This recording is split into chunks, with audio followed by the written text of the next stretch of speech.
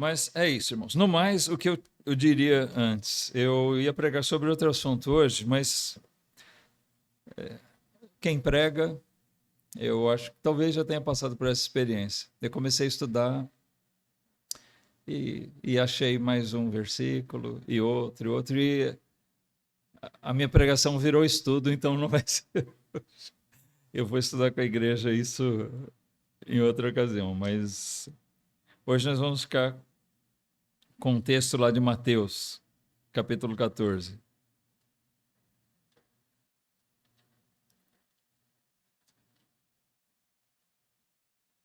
Mateus, capítulo 14, a partir do versículo 22, irmãos.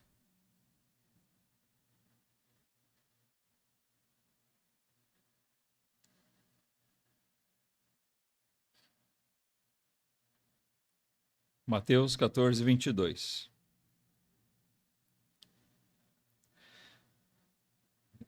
E logo ordenou Jesus que os seus discípulos entrassem no barco e fossem adiante para o outro lado, enquanto despedia a multidão.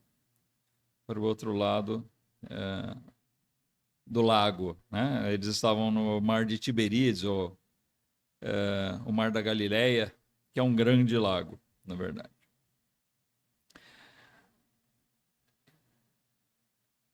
Então isso se deu após a primeira multiplicação dos pães. Jesus ordenou aos discípulos que subissem no barco e fossem adiante, e ele permaneceu. Versículo 23, vamos lá. E despedida a multidão, subiu ao monte para orar à parte. E chegada já a tarde, estava ali só. E o barco estava já no meio do mar, açoitado pelas ondas, porque o vento era contrário. Mas, à quarta vigília da noite, dirigiu-se Jesus para eles, andando por cima do mar. E os discípulos, vendo andando sobre o mar, assustaram-se, dizendo: é um fantasma. E gritaram com medo. Jesus, porém, lhes falou logo, dizendo: tem de bom ânimo, sou eu, não temais. E respondeu-lhe Pedro e disse: Senhor, se és tu, manda-me ir ter contigo por cima das águas. E ele disse: vem. E Pedro, descendo do barco, andou sobre as águas para ir ter com Jesus. Mas, sentindo o vento forte, teve medo. E começando a ir para o fundo, clamou, dizendo: Senhor, salva-me. E logo Jesus, estendendo a mão, segurou-o e disse-lhe: Homem de pequena fé, por que duvidaste? E quando subiram para o barco, acalmou o vento. Então aproximaram-se os que estavam no barco e adoraram-no, dizendo: És verdadeiramente o Filho de Deus. Até aqui, irmãos, até o 33, tá bom? Vamos orar mais uma vez. Amado Deus, nosso Pai, nós te suplicamos novamente, Senhor, pela tua direção, pela tua bendita mão que possa estar nos conduzindo na explanação da tua palavra agora. Dependemos de ti, Senhor, para falar aquilo que realmente é útil, é necessário para nós. Por isso nós pedimos que o teu Santo Espírito esteja trabalhando, operando não só conosco na explanação da palavra, mas trabalhando também nas mentes e corações de cada um de nós, Senhor. Enquanto lemos, enquanto meditamos em tudo que temos aqui, que o Senhor possa estar falando às nossas almas. Assim nós te suplicamos em nome de Jesus, o nosso grande Salvador, nosso Senhor. Amém. Irmãos, o assunto aqui vai ser esse mesmo, andando sobre as águas. É um texto que tem tantos detalhes que a gente poderia comentar. Aqui entra a questão poder de Deus, poder de Jesus, a natureza divina dele. Tem a questão de fé, tem a questão de obediência.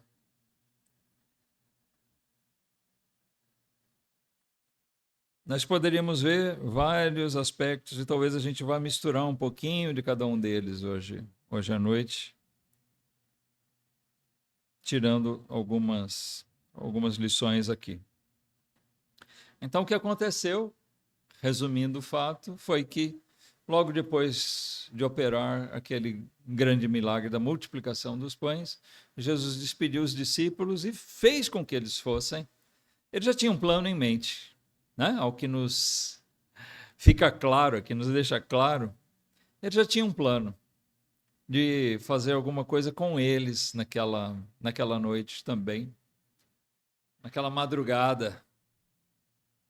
Não é à toa que ele despediu eles e ficou sozinho. Vão na frente. Bom, eles foram de barco para atravessar o mar. Não é um laguinho, não. É um grande lago, tanto que é tido como mar. E Jesus mandou que eles fossem à frente e ele ficou a pé, não ficou nenhum barco com ele. Qual era a intenção dele? Bom, o que a Bíblia descreve aqui é que ele terminou de despedir aquela gente, estava ali, subiu o monte ainda para orar, naquela mesma noite, e ainda ele alcançou o barco na quarta vigília da noite. A noite para eles é das 6 da tarde, para nós, né?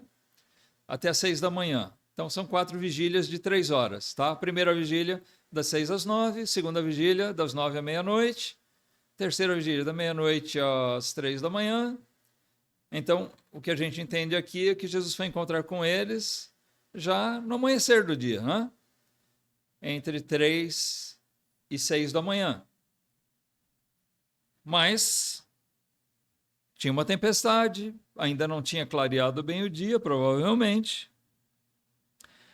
Eles não podiam enxergar bem e assustaram, julgando que aquela sombra, aquela silhueta que eles viam no meio das ondas agitadas, talvez algum nevoeiro, e eles não tinham a nitidez de ver que era Jesus, julgaram que fosse um fantasma e ficaram com medo.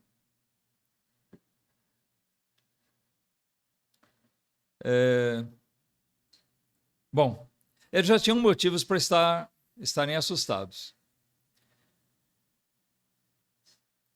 Uma tempestade no mar, eu nunca naveguei, mas eu imagino, deve ser uma coisa terrivelmente assustadora.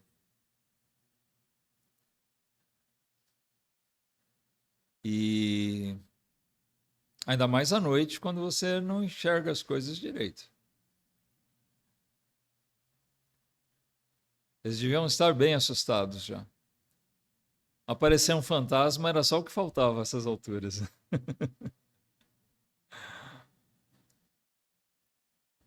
Mas nós vemos que eles estavam bem assustados mesmo.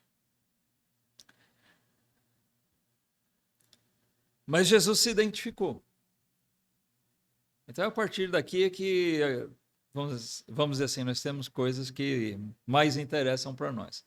Até aqui, nós vemos as circunstâncias provocadas por Jesus, né? Eu creio que até aquela tempestade foi provocada por ele, que ele tinha poder para fazer e desfazer. E nós vemos que ele logo desfez. No momento que ele quis, ele acalmou a tempestade. O nosso Senhor é o Senhor sobre todas as coisas, ele tem poder sobre a natureza. É-me dado todo o poder no céu e na terra, disse ele, e é verdade assim. Amém?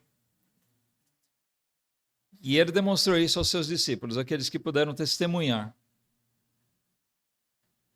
Aqueles que estavam acompanhando Jesus, eles não aprenderam só de palavras, eles viram coisas que foram fortalecendo aquelas convicções deles, a ponto de que mais tarde eles se tornaram homens dispostos a morrer por aquela verdade. nenhum deles negou a fé. A Bíblia não descreve como foi a morte de cada um deles. Não é só Tiago. Mas a história registra a morte, a gente não tem a certeza, né? se é realmente confiável, mas a história registra a morte desses homens aqui, todos eles de forma cruel, trágica, mas todos eles saíram a pregar o evangelho. Eles afrontaram sua nação, eles tiveram uma coragem depois que nesse momento aqui parece que eles ainda não tinham. Eles estavam sendo preparados, trabalhados para isso.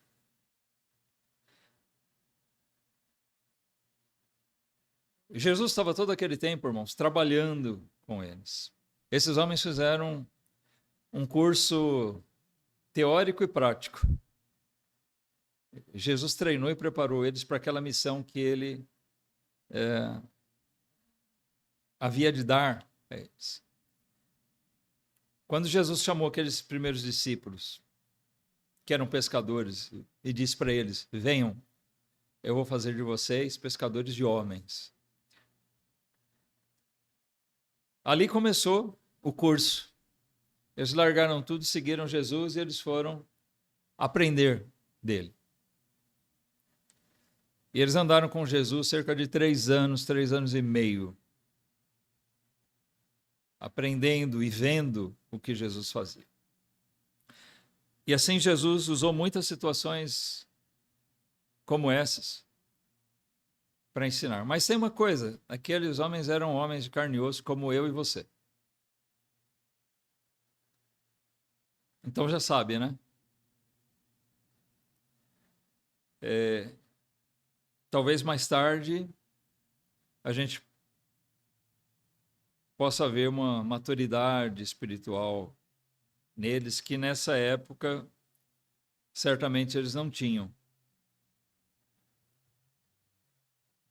Mas, em meio a isso, nós vemos que um deles, o mais ousado, o mais atirado,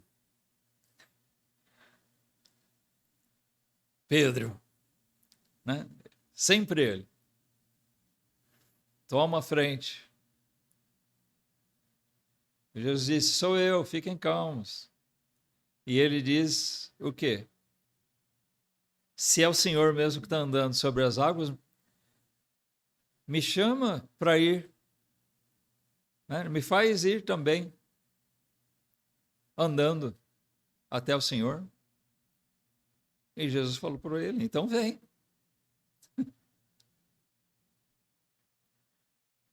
Até aqui, ótimo.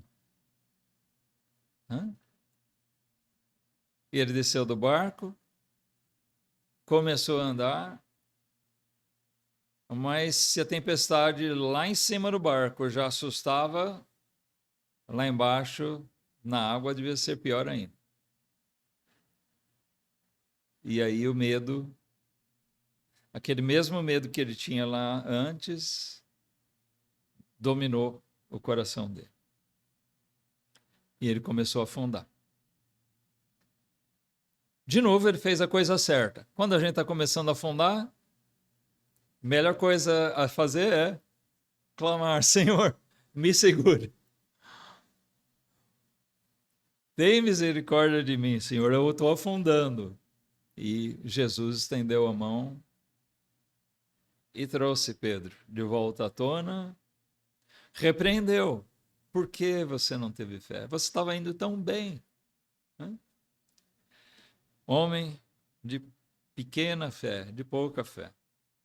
Mas assim somos nós. Né?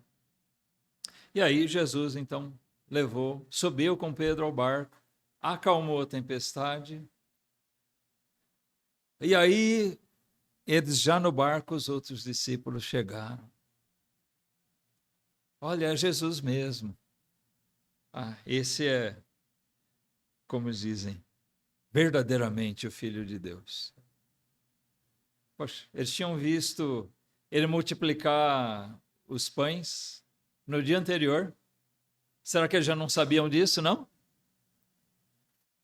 Mas parece que Jesus tinha que mostrar para eles todo dia. Sim, eu sou esse que eu digo que sou. Eu sou esse que vocês estão vendo. Eu sou o Filho de Deus. Eu sou o Cristo. Eu sou o Messias. Eu sou o Emanuel, o Deus conosco, ou o Deus convosco. Então, cada dia eles viam o poder dele, a autoridade que ele tinha sobre os demônios, sobre a natureza. Mas a fraqueza da fé deles era uma coisa nítida. Mas, irmãos, então essa passagem aqui, ela descreve um cenário, coisa prática, real, mas que descreve, de certa forma, nós temos aqui um relato do que é, muitas vezes, a nossa vida. Nós estamos todo dia no meio de alguma tempestade. Nós estamos ao longo de uma vida, de uma jornada, que nós estamos andando sobre as águas. Ou pelo menos deveríamos. Nem sempre. Nem sempre estamos. Andar sobre as águas representa uma vida de fé. De fé plena, de confiança em Jesus. Sabe, a fé, ela nasce na nossa conversão, quando o Espírito Santo opera em nós aquele convencimento do nosso pecado e nosso coração é mudado. Mas aquela carne, a nossa natureza carnal propensa ao pecado, ela precisa ser insistentemente ensinada. Já percebeu que raramente o homem aprende uma coisa na primeira vez?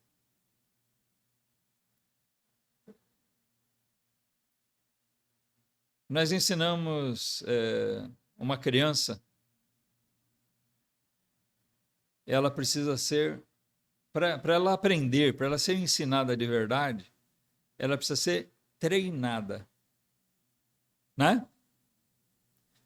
Não basta você dizer uma vez para ela como ela deve fazer coisa que ela já vai sair fazendo. Geralmente, você precisa falar uma vez e outra, ensinar, mostrar por exemplos. A gente pode considerar, mas isso é porque é uma criancinha, ela tem um entendimento limitado. Só que essa criancinha cresce e, se você observar, ela continua do mesmo jeito. Certas coisas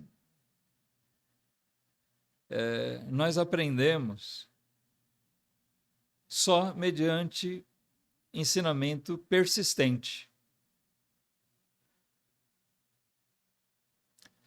Vocês acreditam na Bíblia? Ela é a palavra de Deus? Você pratica tudo que está na Bíblia? Não, né? Uhum.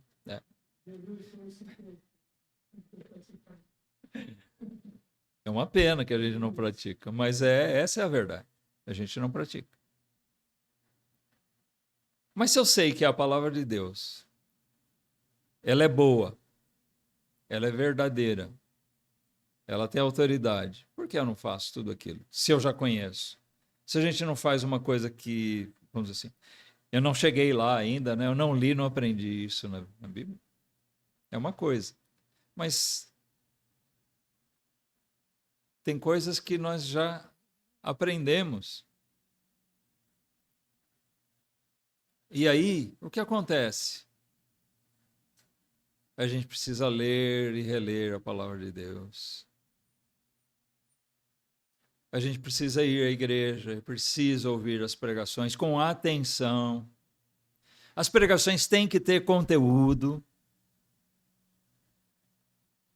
Quando eu digo conteúdo, tem que ensinar de verdade a palavra de Deus. Tem que ensinar a Bíblia mesmo.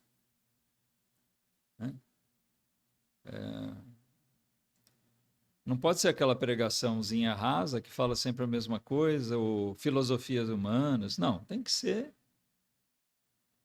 o ensino mesmo da Bíblia. A gente tem que ouvir, ler.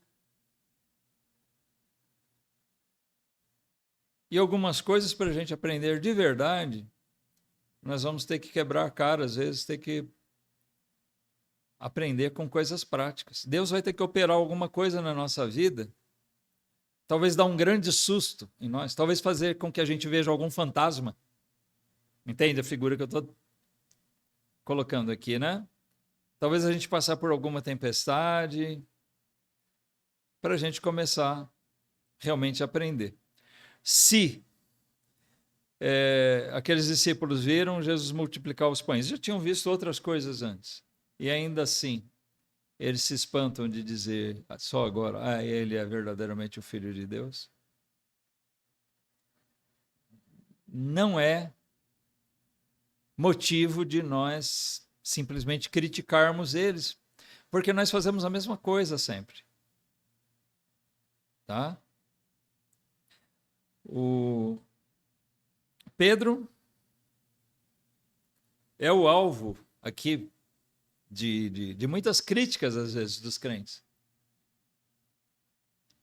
Como é que pode? Ele estava ali, né? Jesus andando sobre as águas, ele viu Jesus andar sobre as águas, e Jesus que chamou ele para ir. Pedro deveria ir com coragem, não é verdade?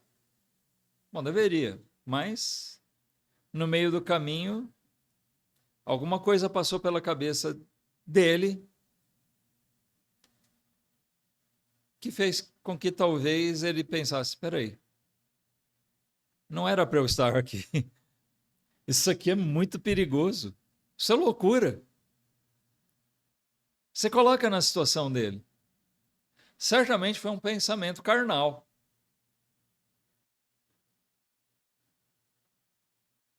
Mas eu vi um irmão comentar uma coisa que eu achei interessante. Antes da gente criticar Pedro, tem que pensar o seguinte: eram 12 discípulos. Né? Ele foi o único que desceu. Os outros ficaram lá no barco. Então, se a gente tem que criticar alguém, os outros são mais alvos de crítica do que Pedro. Concordam comigo? Pelo menos ele teve a ousadia de ir lá, teve a coragem. E por um momento, pelo menos, ele teve a fé necessária. Ainda que depois a fé dele afundou junto com ele na água, né? Então, antes de criticar Pedro, critiquemos os outros 11. Mas não esqueçamos do seguinte, que na maior parte do tempo nós somos como os 11. Então a crítica recai sobre nós mesmos.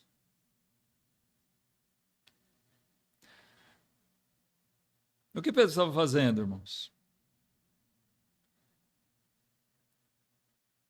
Esse andar sobre as águas, ele tem uma lição muito, muito boa para nós.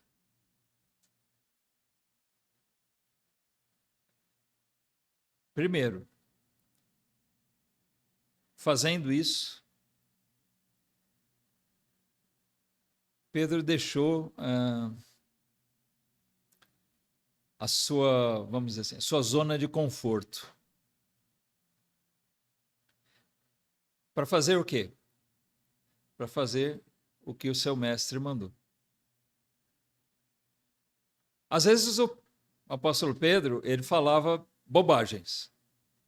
Algumas vezes ele foi repreendido por Jesus por isso. Quando ele disse aqui, se és tu mesmo, me chama para ir até ti, até teu encontro. Se não fosse para ele ir, Jesus teria dito para ele o quê? Pedro, calma que eu estou chegando. Fique aí no seu lugar. Mas não, Jesus falou, vem. Vem, Pedro, desce.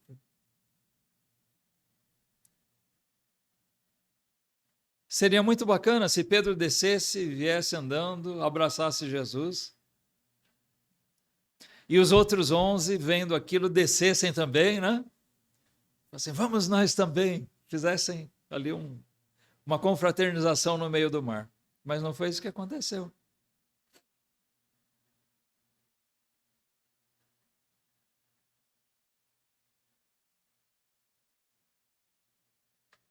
Naquele momento, Pedro não falou uma bobagem quando ele disse para Jesus, se é mesmo o Senhor, me chama para ir até o seu encontro. Era o que Jesus queria mesmo provocar. E ele disse, vem. Pedro saiu da zona de conforto. Isso já é uma coisa que deveria deixar a gente envergonhado. Porque, irmãos, 99%, isso aqui não é uma estatística real, tá? Mas figurado. Mas 99%, se não for mais do que isso, dos crentes, não querem sair da sua zona de conforto. Não é verdade? O que é a zona de conforto?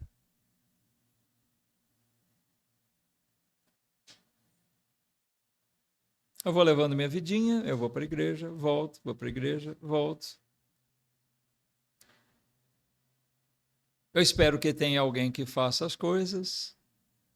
Fazemos o mínimo possível, não ousamos, não nos atiramos, não nos apresentamos para fazer nada mais. Eu já vi pessoas que visitaram, por exemplo, né, irmãos que visitaram igreja pequena como a nossa e até a nossa, e até gostaram, mas falam, eu não vou me agregar a essa igreja porque aqui é pequeno. Porque ele tem a zona de conforto numa igreja estruturada, né, que tem bastante criança para os filhos dele crescerem no meio. Tem talvez vários pastores, tem seu templo, tem uma estrutura. Então ele prefere ficar quietinho lá onde tem estrutura, em lugar de estar onde ele poderia ser mais útil. Poucas vezes o crente pensa, onde eu vou ser mais útil? Ele prefere ficar na zona de conforto dele, onde tem gente que é útil para mim. Se Pedro pensasse assim, ele diria simplesmente, em vez de dizer se é Jesus mesmo, me chama para ir ao seu encontro, ele diria, se é Jesus mesmo, manda acalmar essa tempestade, Senhor. Venha até nós. Chega aqui.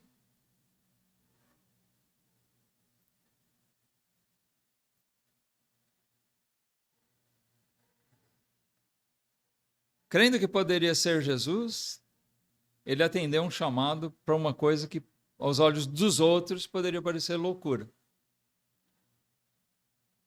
Sabe, irmãos, às vezes a vida requer essas coisas da gente. Atitudes de fé que fazem com que a gente desça do barco e vai andar sobre as águas. Pode ser, aos olhos de todo mundo, pode ser loucura, mas se o mestre está chamando, se ele disse vem, a gente deve ir. O que Pedro estava fazendo era seguir a ordem de Jesus, vem. Ele estava indo ao encontro de Jesus e ele estava imitando Jesus. Imitando em que sentido? Jesus estava andando sobre as águas.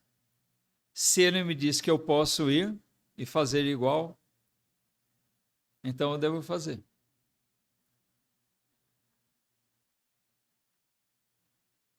A gente sabe que nunca nós vamos andar no mesmo patamar de Jesus, não é verdade?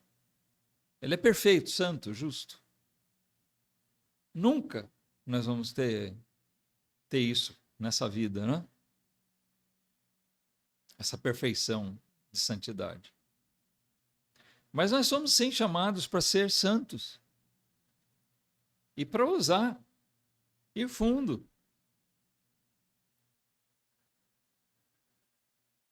Ser imitador dele.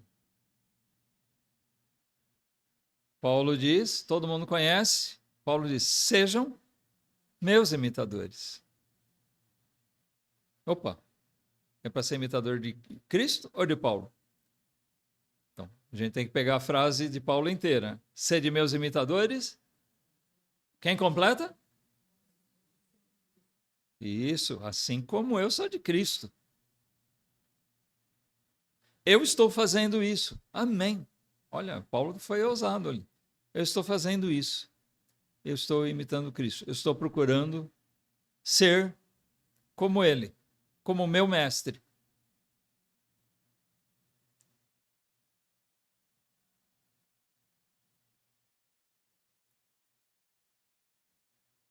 Na sua cabeça, ser santo é loucura? Peraí, nos tempos que a gente vive, esse negócio de santidade extrema. Não, peraí, eu quero ser santo, mas assim, moderadamente, né?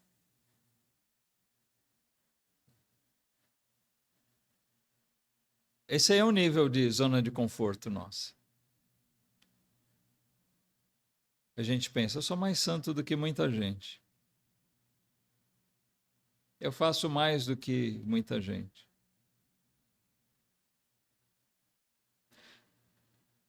Mas será que eu sou tão santo? Será que você é tão santo quanto Deus quer que você seja?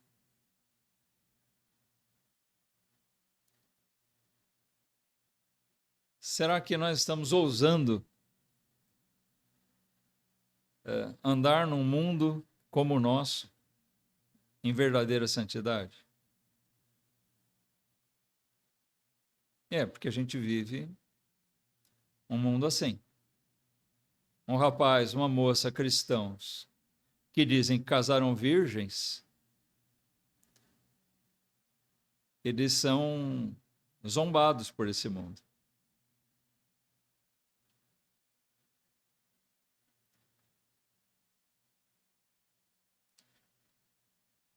Não precisa sair alardeando isso.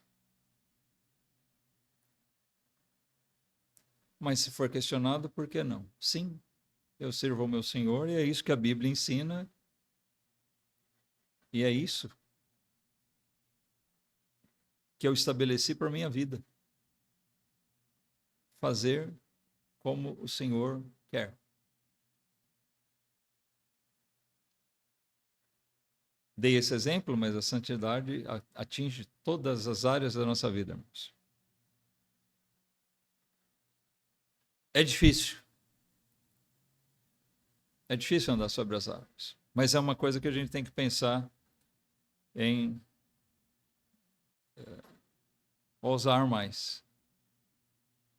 Né? O andar sobre as águas tem essa conotação também. Mais ousadia. É uma coisa que não tem.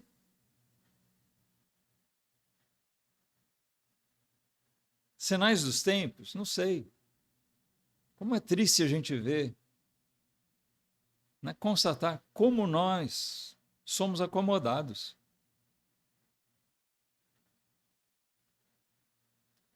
Os cristãos do nosso tempo são acomodados. E a gente está dentro desse pacote.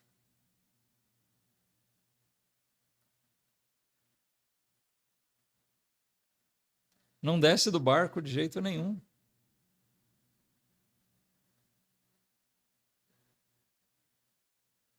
Será que nós estamos dispostos a saltar do barco e obedecer à vontade do Senhor, de ir ao encontro dele, de imitar os passos dele.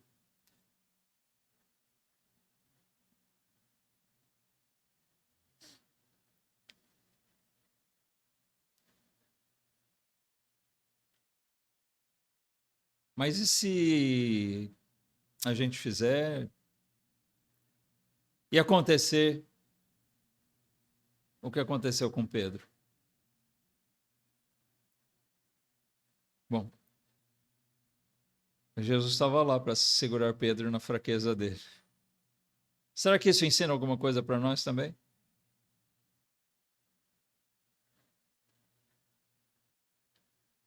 Como a gente já comentou. Bom, se num certo momento a gente vê que a nossa fé é tão fraca a ponto de que nós estamos naufragando, estamos afundando, é clamar ao Senhor. Eu fico tentando enxergar esse cenário aqui, imaginar como é que foi esse retorno ao barco. Pedro começou a afundar e Jesus buscou, trouxe ele à tona, mas eu acho que Pedro não teve mais a mesma coragem de andar sozinho. Jesus deve ter praticamente carregado ele até o barco e até fazer com que ele subisse.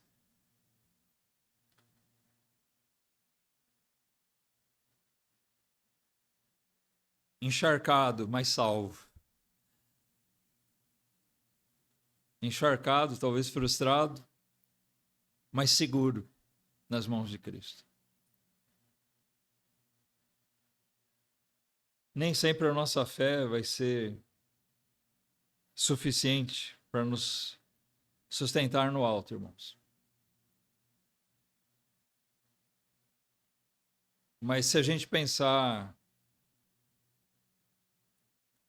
humanamente e dizer, bom, eu só vou se eu tiver absoluta certeza de que eu vou ser capaz, nós não vamos fazer. Prudência é uma coisa, mas covardia e acomodação, comodismo, é outra bem diferente. Prudência, sim, nós temos que ter certos cuidados.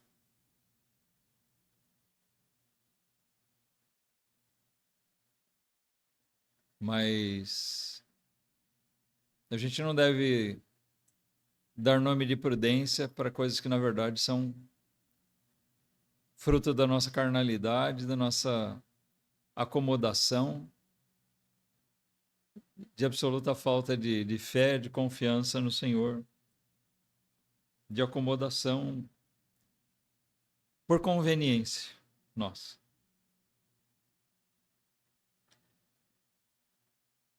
Nós não temos aquela estabilidade, nós não somos sempre firmes.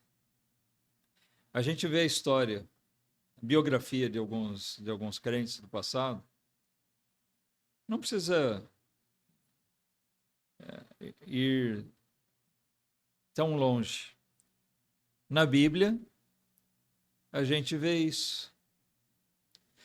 Tem alguns crentes que tiveram oscilações, alguns crentes que tiveram picos de santidade e caíram.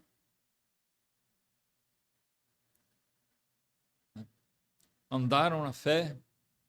Tem aqueles reis lá de Judá que mandaram queimar os bosques, fizeram uma verdadeira limpa da idolatria, mas que a Bíblia descreve que no fim dos dias deles, eles já não serviam tão bem ao Senhor.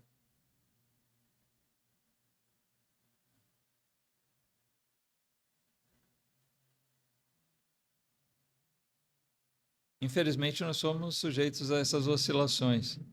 E quando a gente traz para a história da igreja, para os nossos dias, nós vamos ver as mesmas coisas. Porque o homem é o homem e é assim. Mas sabe, tem Homens que tiveram a virtude de fazer como Pedro, de andar sobre as águas. Tiveram a ousadia, a coragem de buscar fazer algo mais, na intenção pura de obedecer ao Senhor, e foram.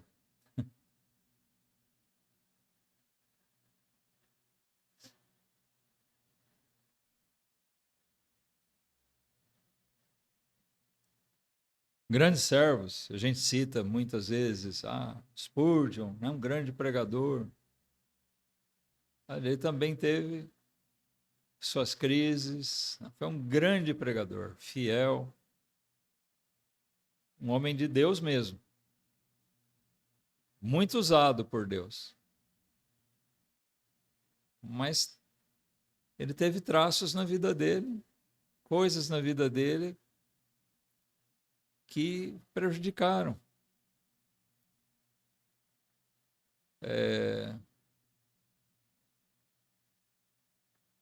Fraquezas da carne. Nós seremos criticados também pelos nossos naufrágios, irmãos, mas a gente precisa ousar mais, ousar na fé, não é ousar fazer loucura, mas é realmente deixar nossa zona de conforto e buscar mais ir de encontro a Jesus, mais andar nos passos dele, obedecer o chamado, confiança.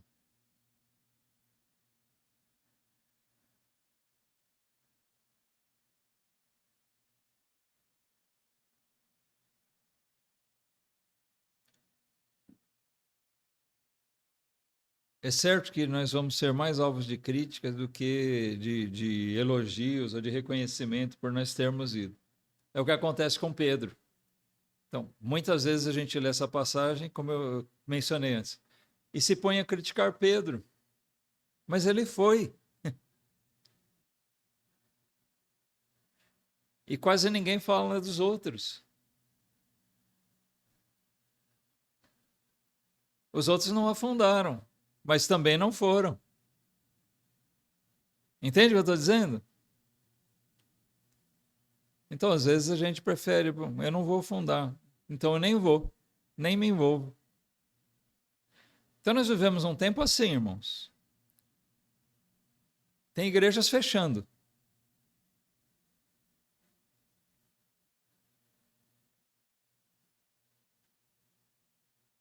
Tem igrejas grandes. Tem igrejas que não são nem grandes, nem estão fechando, pelo menos por enquanto. Mas tem gente lá que está amontoando, que podia ir lá ajudar e socorrer aquela igreja para que ela não fechasse.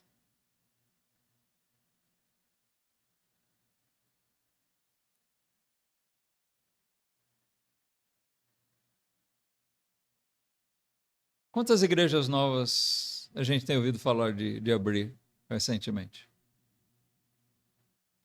Quantos pastores consagrados? Quantos missionários? Onde eles estão? Ninguém quer descer do barco. Está todo mundo confortável. Está uma tempestade, mas está confortável ali. Mas se eles não ousam, nem dentro de casa, eu digo nas suas próprias igrejas, na sua vida, se eles não ousam santidade, se eles não ousam servir, como é que eles vão ousar ir para fora? Um dia um irmão me falou, eu quero ser missionário. Eu falei, tá, você já começou a pregar para os seus vizinhos? Já começou a pregar na vizinhança? Eu vou querer pregar lá na África se eu não prego nem para o meu vizinho? Eu sou incapaz de entregar um folheto aqui. Marca um culto ao ar livre para ir à igreja. Os irmãos somem. Né? Ficam meia dúzia de gato pingado aí.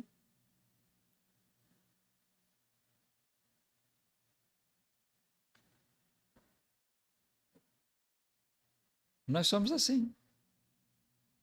Essa é a nossa geração. Eu não vislumbro sair missionários, pessoas dizendo, olha, eu quero ir para uma frente de trabalho nova. Eu não vislumbro. Igrejas vão fechar. Mais igrejas vão fechar as portas. E olha, eu estou para dizer que a nossa, que é nova, talvez não dure muito.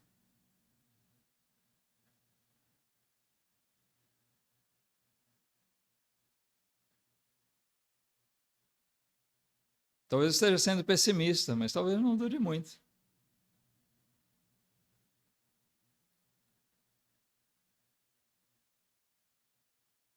Por que eu digo isso? Porque se a gente ficar acomodado, é isso que vai acontecer. Bom, eu estou falando da igreja, ó. Começa aqui no lombo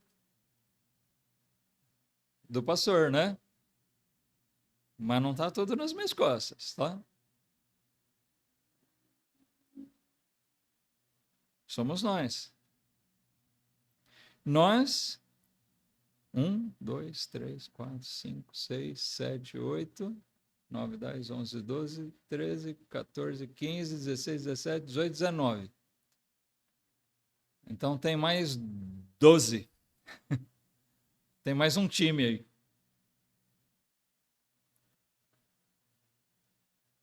12? Opa, não, acho que eu não contei o Nicolas lá. Então 11. Fora nós que estamos aqui.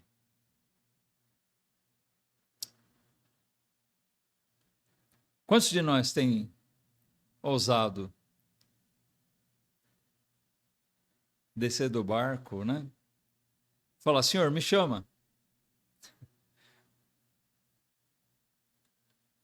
É desafiador isso, mas se é o Senhor mesmo que quer, me chama para eu ir.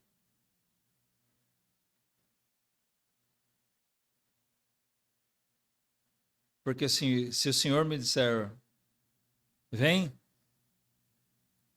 então eu vou me encher de coragem e vou pular do barco e eu vou andar sobre as águas.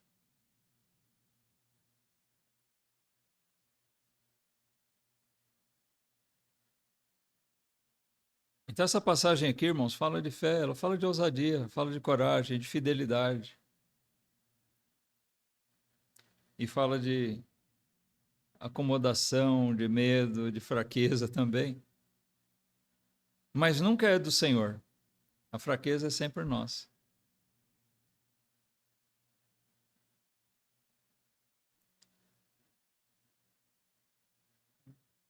Não sejamos demasiadamente severos com Pedro. Mas a gente tem que olhar que talvez algumas vezes nós sejamos como ele. Mas o pior de tudo é que na maioria das vezes nós estamos sendo como os outros. Que praticamente nem aparecem aqui na narrativa porque eles estavam lá encolhidos no barco,